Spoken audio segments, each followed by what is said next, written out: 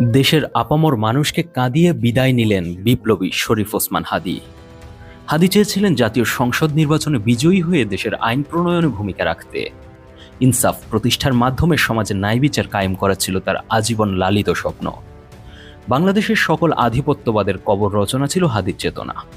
সেই শহীদ হাদীর চেতনা ছুঁয়ে গিয়েছে দেশের লাখো মানুষকে। তাই তো তার জানাজায় লাখ লাখ মানুষ হাজির হয়েছেন দেশের বিভিন্ন প্রান্ত থেকে। যে হাদী হাসি মুখে বলেছিলেন ঢাকা ৮ আসন থেকে যদি ৫০০ ভোট পান তবে তাতেই তিনি খুশি হবেন। যে এর নিচে যদি ভোট পাই তাহলে আমাদের মন খারাপ হবে, সেটা হলো ৫০০ ভোটের নিচে যদি পাই।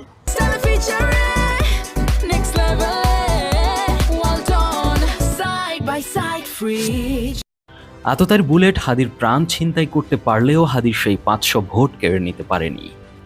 গতকাল জাতীয় সংসদ ভবনের প্রাঙ্গণে অন্তত ৫ লাখ মানুষের উপস্থিতি জানান দিয়ে